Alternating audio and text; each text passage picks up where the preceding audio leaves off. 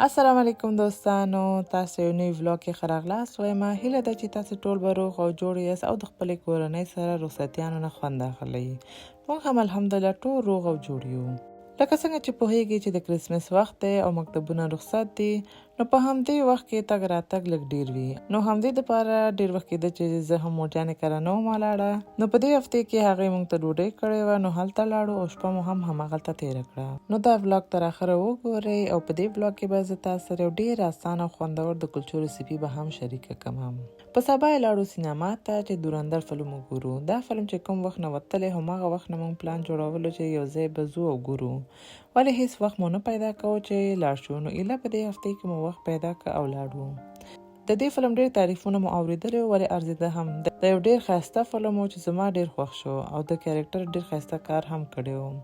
او د رنویر سنګ اکټینګ خو زما هسې هم خوښیږي. نو یو ځای تګ لا ډېر خوند وکړ. او په دې فلم کې د رنویر سنګ ترڅنګ اکشے کنا هم ډېر ښایسته کار کړی دی. السلام علیکم نیاری.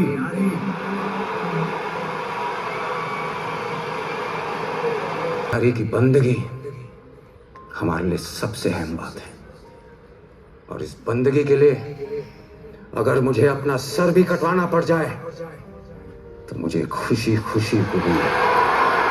मेजर इकबाल ISI रहमान भाई, इनकी मर्जी के बगैर पाकिस्तानी सियासत का एक पत्ता भी नहीं हिल सकता। इनकी रहमत से ही हम इतना बड़ा कारोबार खड़ा कर पाए। जावेद भाई, रहमत तो खुदा करता है, हम तो बस उनके दिए हुए हुक्म की तामील कर रहे हैं। आइए काम की बात शुरू करें। په بله ورځ یې زما د امان لور ستړې مشې ته لاړو چې جرمني نه راغلې وه. او دا چې موږ رواج لرو چې د یو چا ستړې مشې ته ځو نو ځان سره یو شی وړو. نو دا کلچې مې جوړې کړلې. د دې دپاره مې یو غټه کاسه کې 2 دانې هګۍ، یوې پیالې نه لږ کم وړي او نیمه پیاله بوره واچوله او دا مې یو څو دقیقو دپاره ښه سره ګډ کړل.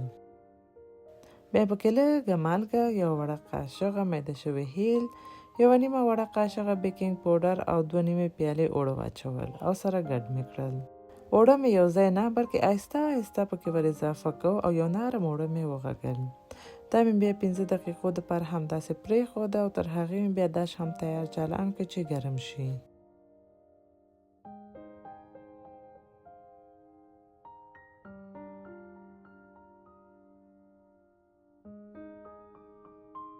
ورپسې مې بیا دې نه وړې وړې پیړۍ جوړې کړلې او لکه څنګه چې ګورئ دغسې د کلچو شکل مې ورکړ او دا مې بیا د داش په کاغذ باندې قطار کېښودلې.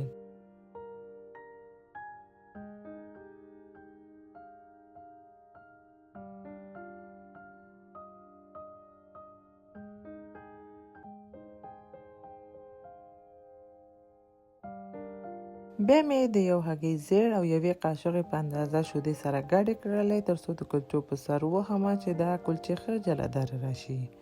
بیا مې د کلچو په سر پنجې سره دغسې یو ډیزاین جوړ کړ چې لا ښایسته ښکاره شي او بیا مې هماغه د هګیو مخلوط د کلچو په سر ووهلو.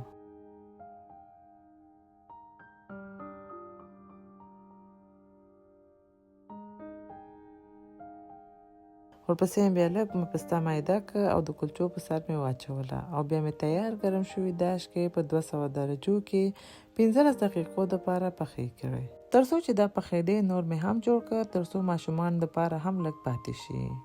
کلچې مې چې داش نه وویستلې همداسې مې پرېښودلې چې یخې شي او زه لاړم چې ځان تیار کړم.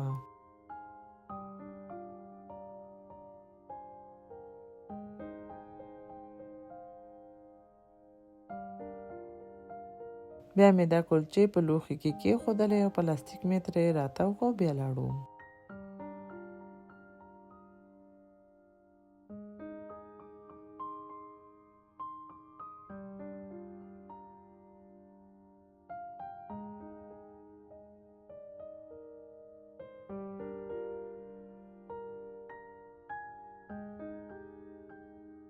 اصلا موږ غوښته چې 1 ساعت اوسو او بیرته راشو، ولې موږ افغانان چې 1 ساعت ووایو نو 2-3 ساعته خو حتما تېروو.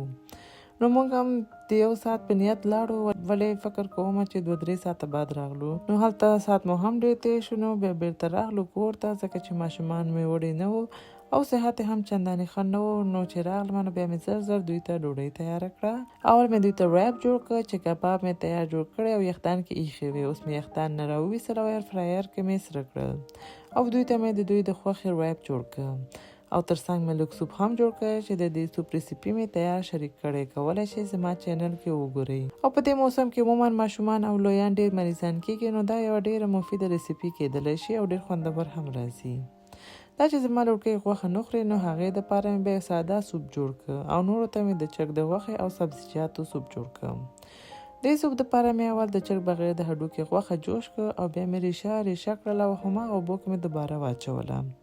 په سر مې بیا یو چکن کیوب، کورکمن، مالګه او لږ تور مرچک هم واچول او لږ نور مې هم جوش کړ.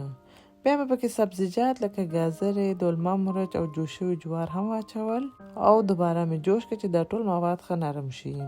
ورپسې مې بیا د کارنفلر مخلوط جوړ کړ او پکې واچولو او لږ تازه دانیا مې هم واچوله. یو څو دقیقې مې نور هم جوش کړ. بیا مې لوښي کې وویستله. د دې په سر مې لږ سویا ساس او لږ سور مرچکو مخلوط هم واچولو. بیا نو تیاره شوه او نوش جان مو کړ. همدې سره دا ولاګ هم پای ته ورسېده. هیله ده چې دا مینی ولاګ مو خوښه شوي وي. که مو خوښه شوي لایک یې کړئ، خپل دوستانو سره شریک کړئ او که زما چینل مو لا سبسکرایب کړي نه وي نو سبسکرایب هم کړئ. تاسو ته ښه وخت غواړم. په ځان ډېر زیات خیال ساتئ. الله پامان.